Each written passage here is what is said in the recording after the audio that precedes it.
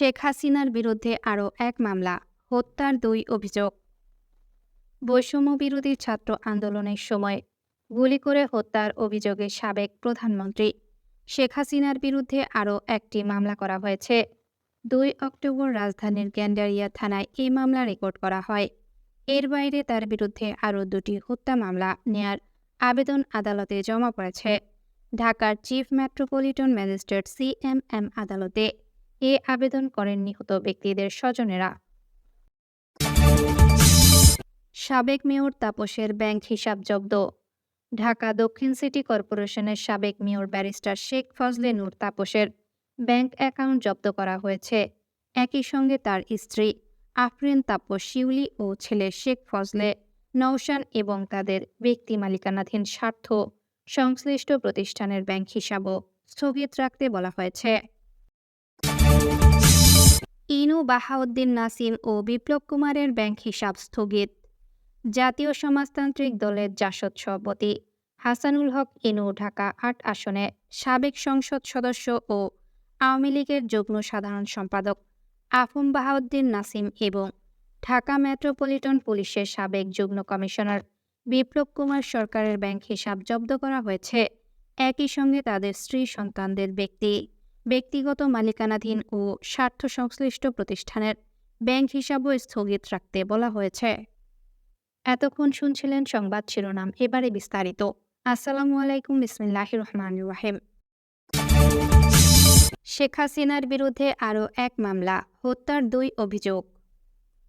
বৈষম্যবিরোধী ছাত্র আন্দোলনের সময় গুলি করে হত্যার অভিযোগে সাবেক প্রধানমন্ত্রী শেখ হাসিনার বিরুদ্ধে আরেকটি মামলা করা হয়েছে। ২ অক্টোবর রাজধানীর গ্যান্ডারিয়া থানায় এ মামলা রেকর্ড করা হয়। এর বাইরে তার বিরুদ্ধে আরও ২টি হত্যা মামলা নেয়ার আবেদন আদালতে জমা পড়েছে। ঢাকার চিফ মেট্রোপলিটন ম্যাজিস্ট্রেট CMM আদালতে এ আবেদন করেন নিহত ব্যক্তিদের স্বজনেরা। ছাত্র জনতার অভ্যুত্থানে গত ৫ আগস্ট শেখ হাসিনার নেতৃত্বাধীন আওয়ামী লীগ সরকারের পতন হয়। ১৫ আগস্ট শেখ হাসিনার বিরুদ্ধে প্রথম মামলা হয় ঢাকার আদালতে। এরপর থেকে তার বিরুদ্ধে অন্তত ২২৭টি মামলার তথ্য পাওয়া গেছে। এর মধ্যে ১৯৫টি মামলায় হত্যার অভিযোগ আনা হয়েছে।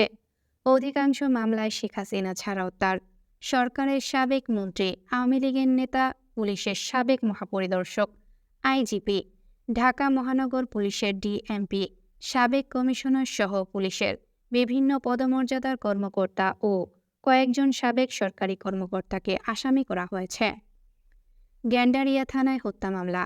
গ্যান্ডারিয়ায় সাব্বির আহমেদ নামের এক যুবককে হত্যার অভিযোগে শেখ হাসিনা সহ ৪০ জনের বিরুদ্ধে গত ১৫ সেপ্টেম্বর হত্যা মামলা নেয়ার আবেদন করা হয়। ঢাকার CMM আদালতে এ আবেদন করেন সাব্বিরের আত্মীয় মেহেদী হাসান। সাব্বিরের মৃত্যুর ঘটনায় থানায় কোনো মামলা হয়েছে কিনা সেই তথ্য জানানোর নির্দেশ দেন আদালত। পরে থানা থেকে প্রতিবেদন পাওয়ার পর আদালত মামলার অভিযোগ এজাহার হিসেবে রেকর্ড করার নির্দেশ দেন। আদালতের ওই আদেশের পর ২ অক্টোবর মামলার অভিযোগ এজাহার হিসেবে গ্যান্ডারিয়া থানায় রেকর্ড করা হয়।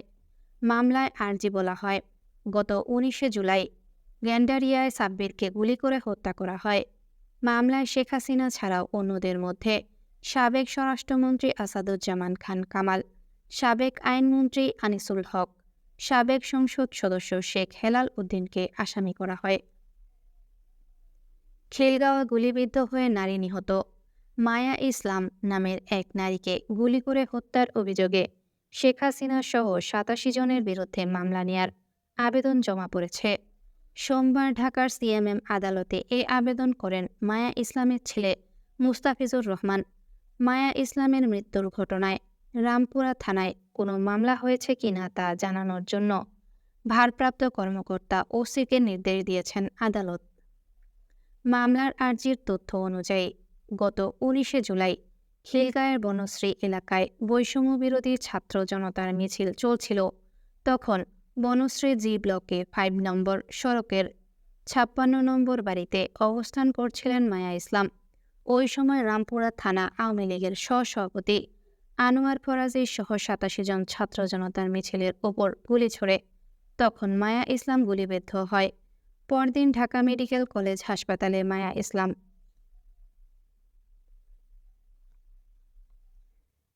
ইসলাম চিকিৎসাধীন অবস্থায় মারা যান।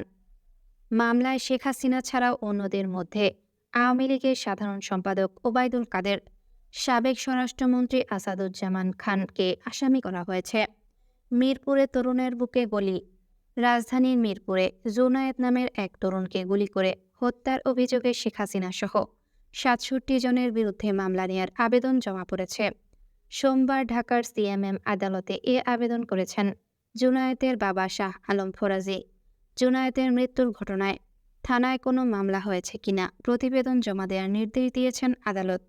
মামলার আর্জির তথ্য অনুযায়ী গত ১৯ জুলাই সকাল 11:30টার দিকে রাজধানীর মিরপুর ১০ নম্বরে ছাত্র জনতার মিছিল চলছিল। তখন স্থানীয় আওয়ামী লীগ ও এর সহযোগী সংগঠনের সদস্যরা ছাত্র জনতার মিছিলে গুলি চালায়। এতে জুনায়েদ গুলিবিদ্ধ হয়। প্রথম আলোকে বলেন, ইনু, বাহাউদ্দিন নাসিম ও বিপ্লব কুমারের ব্যাংক হিসাব স্থগিত। জাতীয় সমাজতান্ত্রিক দলের জাসদ সভাপতি হাসানুল হক ইনু, ঢাকা ৮ আসনের সাবেক সংসদ সদস্য ও আওয়ামী লীগের যুগ্ম সাধারণ সম্পাদক আফম বাহাউদ্দিন নাসিম এবং ঢাকা মেট্রোপলিটন পুলিশের সাবেক যুগ্ম কমিশনার বিপ্লব কুমার সরকারের ব্যাংক হিসাব জব্দ করা হয়েছে। একই সঙ্গে তাদের স্ত্রী সন্তানদের ব্যক্তিগত মালিকানা ও স্বার্থ সংশ্লিষ্ট প্রতিষ্ঠানের ব্যাংক হিসাবও স্থগিত রাখতে বলা হয়েছে। বাংলাদেশ ব্যাংকের আর্থিক গোয়েন্দা সংস্থা Bangladesh financial intelligence unit BFIU দেশের ব্যাংক ও আর্থিক প্রতিষ্ঠানের কাছে এ সংক্রান্ত নির্দেশনা পাঠিয়ে অ্যাকাউন্ট জব্দের নির্দেশ দিয়েছেন। সোমবার ৭ অক্টোবর BFIUর সংশ্লিষ্ট এক ঊর্ধ্বতন কর্মকর্তা গণমাধ্যমকে এই তথ্য নিশ্চিত করেছেন। হিসাব জব্দ করা ব্যক্তি ও তাদের পরিবারের সদস্যদের নামে ব্যক্তি মালিকানা ব্যবসায়িক প্রতিষ্ঠানের অ্যাকাউন্ট স্থগিত থাকবে।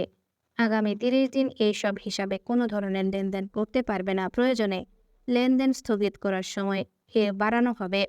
লেনদেন স্থগিত করার নির্দেশে ক্ষেত্রে মানি লন্ডারিং প্রতিরোধ বিধিমালা সংশ্লিষ্ট ধারা প্রযোজ্য হবে বলে BFIUর চিঠিতে বলা হয়েছে।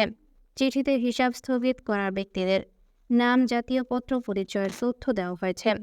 BFIUর নির্দেশনায় আরও বলা হয়েছে, যেসব হিসাব স্থগিত করা হয়েছে তাদের হিসাব সংশ্লিষ্ট তথ্য বা দলিল, যেমন হিসাব খোলার ফরম KYC ও লেনদেন বিবরণী যাবতীয় তথ্য চিঠি দেওয়ার তারিখ থেকে 2 কার্যদিবসের মধ্যে BFIUতে পাঠাতে হবে।